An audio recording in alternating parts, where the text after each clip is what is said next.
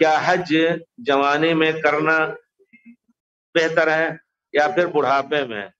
جوانی میں دیکھیے ہر کام اللہ کو زیادہ پسند ہے. آپ کو میں نے ایک مرتبہ اشارہ آپ نہ سنے ہو، لیکن کچھ لوگ ایسے ہیں قیامت میں جب اللہ کے عرش کے سائے کے علاوہ کسی کا سایہ نہیں ہوگا، میدان محشر میں ایک ایسی جگہ ہوگی کہ وہاں سے گزرنا ہے سب کو، ننگے غرلن. حضرت عائشہ کہتی ہیں کہ ننگے اور سب اٹھائے جائیں گے بغیر ختنہ کے. تو پیارے رسول سے کہتے یا حنتا، اللہ کتنے شرم کی بات ہے کہ سب ننگے رہیں گے. ینظر بعضهم الی بعض، دیکھ دوسرے کی شرمگاہ دیکھیں گے سب. تب کہتے ہیں عائشہ الامر اشد من ذلک، وہاں کسی کو اور کی طرف دیکھنے کی ہمت نہیں ہوگی، سب پریشان ہوں گے. تو وہ ہے نبأ العظیم.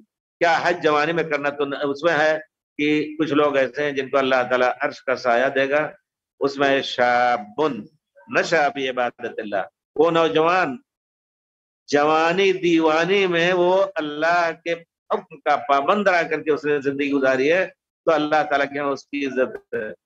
جیسے امام شافعی، ہم لوگ فارسی بھی پڑھے ہیں، اب تو فارسی کا جنازہ آپ لوگ نکال دیا مدرسوں سے، لیکن ہم نے الحمدللہ گلستہ بوستہ اور جتنی ہوتی ہے فارسی پڑھی ہے.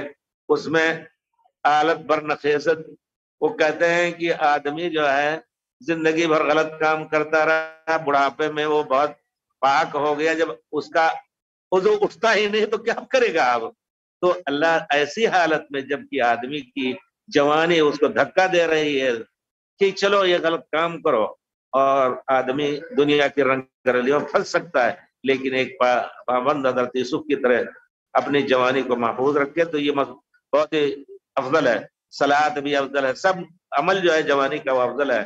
کوشش کریں اور پھر بڑھاپے میں بھی کریں تاکہ آخری زندگی بھی دونوں اللہ تعالیٰ معاف کر دے دونوں حالت میں.